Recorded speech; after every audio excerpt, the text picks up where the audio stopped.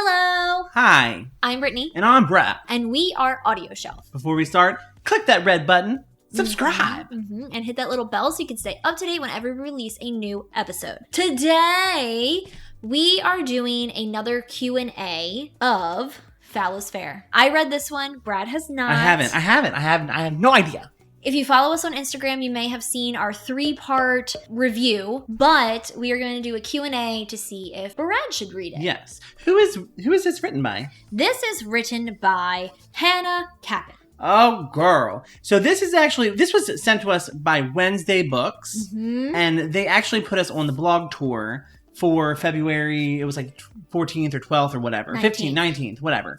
But all the dates of February. We put it on Instagram, and I'm telling you, Brittany's review of it knocked it out of the park. We had people coming up to us saying, oh my God, this is such a great review. Yeah. So definitely check it out on our Instagram. So let's kick off the Q&A because it's been a while since I've read this, and we have listened/read a couple books since. Yes. But I'm pretty sure I can remember almost every detail of this book because it was that flipping good. Good. Okay? So give me a brief summary about what this book is about. This book is about revenge. Oh, I love revenge. Getting vengeance. Basically, the book starts off, we are getting ready for a Sweet 16 with the coven, and we go to a party. You don't see what happens, but it is implied that our main character, whose name is Jade, is raped. Oh, shit. Yep. Basically gang raped by a group of teenage boys. And from that point on, she is like, I am not going to take this. They messed with the wrong girl. I know I am not the first, and I will not be the last unless I make myself the last. Holy crap. So she enrolls in their school, and her coven take down this group of boys one at a time. When you say coven, is it like a witch's coven, or is it like just a group of girls? I think it's a mix of both. Oh, there's witches? So there's witches in that they do believe in magic. They do like kind of want to like practice their magic. Okay. But it's also a group of really close girlfriends. So it's like The Craft. Yes. Okay. Yes, that is an amazing description. Good. Yeah. So we follow Jade and her girls as she takes these boys down. And I don't just mean takes them down like gets them kicked off of the lacrosse team. They die. Oh my God, they murder them. They murder. But serves them right. It does. Yeah, it actually is like a very powerful book. And like I said in the 3rd part of my review, if you watched the latest Below Deck or anything on Bravo that has been happening recently, this book is your book. Yes. Because it will make you feel just empowered. And like, this is how that reunion should have went. You, Ashton. Jesus Christ. Anyway. Okay. So who are some of your favorite characters? So our main character, Jade, that we follow throughout the book is hands down the best female lead. She's volatile, but also controlled. Okay. And I think she's amazing. There's another female character named Mads, who's a part of the coven. All right. Who is Jade's best friend. She is transgender. So her old name, they don't say her old name, but it's just such a beautiful friendship that her and Jade have along with the other girls. They really stick up for each other. They really fight for each other. And I think Mads is like probably my number 1. And then it's Jade. And then it's Lilia, who is not in the book for a very long time. She is one of the girlfriends of one of the boys who raped Jade. And she is basically suffering a lot. She is mentally just drained, exhausted, feels like she would be someone that would contemplate suicide, but she leaves the school and she gets help and goes into rehab. So you don't see a lot of her. It sounds like a very heavy book, especially for YA.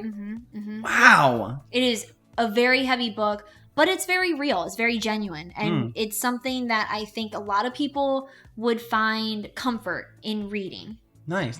Even though it's crazy. Okay, all right. So what is the writing style? I've never read anything from this author, but what is the writing style like? Very unique. It is almost manic in how it's written. Really? It feels very just like you feel tired while you're reading it because it does have a different sort of style, but it completely fits what the story is and how we are dissecting the story. There are no chapters, there's no like real breaks. You just have different headlines. Wow. Of like what Lair. it is.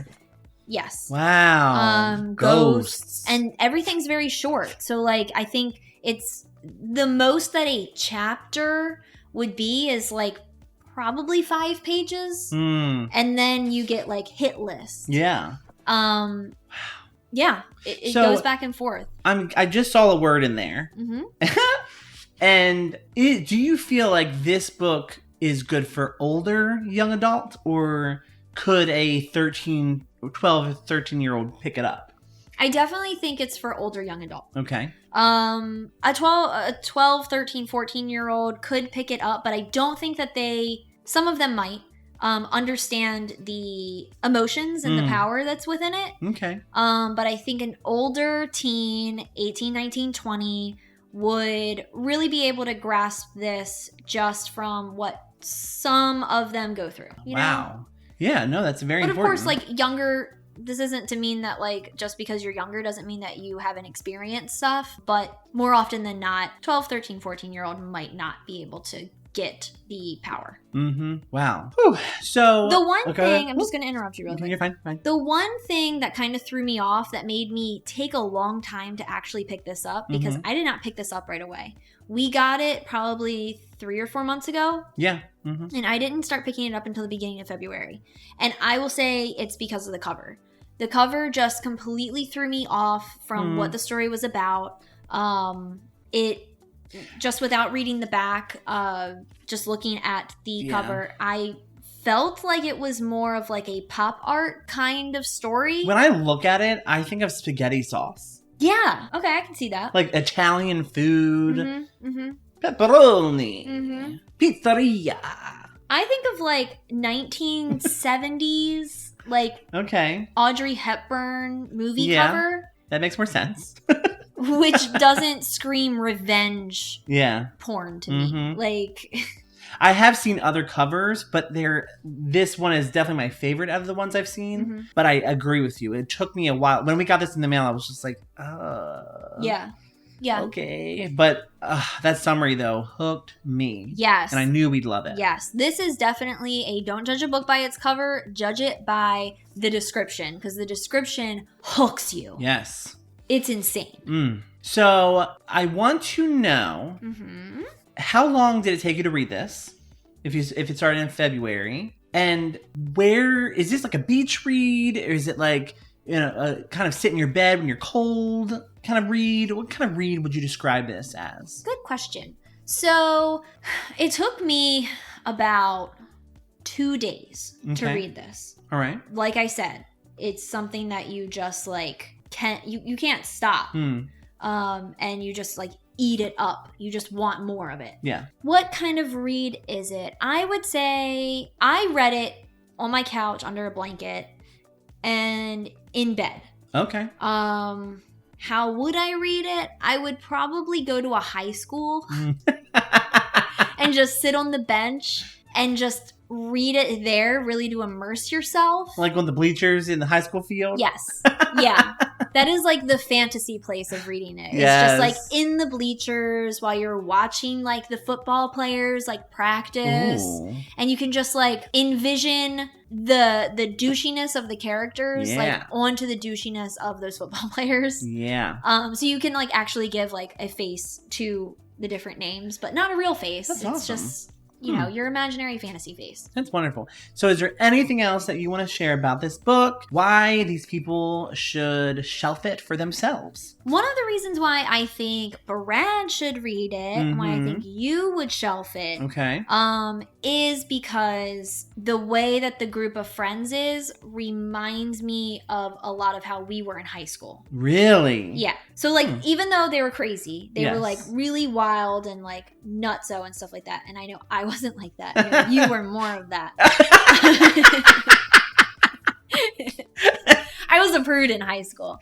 But just the way that they like treat each other and the way they talk to each other just like reminds me a lot of like I mean, how we are now, but like more so in high school, how we had like that bigger group of friends that we would like do things with, like go to the movies and stuff like that. All right. So if it just reminded me of us.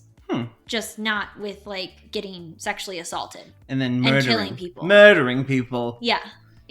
I think that's all right. I think you would really like it. I'm excited. I'm definitely gonna pick this up, and judging by everything that you just said, I think you guys should pick this up too. Yes. I think this is definitely one that a lot of people will like. A lot of people might be able to relate to. And if you can't relate to every little detail that's in there, like the bigger detail of like the sexual assault, you can relate to the feeling of just being bullied by anybody in life. And it sounds like there are a lot of trigger warning stuff here. Yes. There's a trigger warning in the book. So like, from the first page, it's like it centers on sexual assault. It's not depicted, but if you want a more descriptive thing of the sensitive content in it, it does give you a link to go to.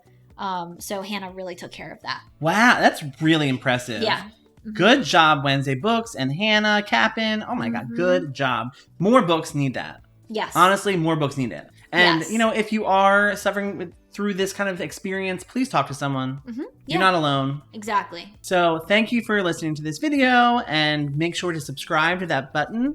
What? Subscribe to our channel by pressing that button. And also follow along with us on our various social medias. Go read that Instagram review. Because I was really proud of it. Not so to toot good. my own horn. So good. So many people were messaging us. Oh my God. It was. I felt proud of it. Should. So follow along with us on our social medias. We are on Twitter at AudioShelfMe, Instagram at AudioShelfMe, and Facebook at AudioShelf. Until next time. Bye.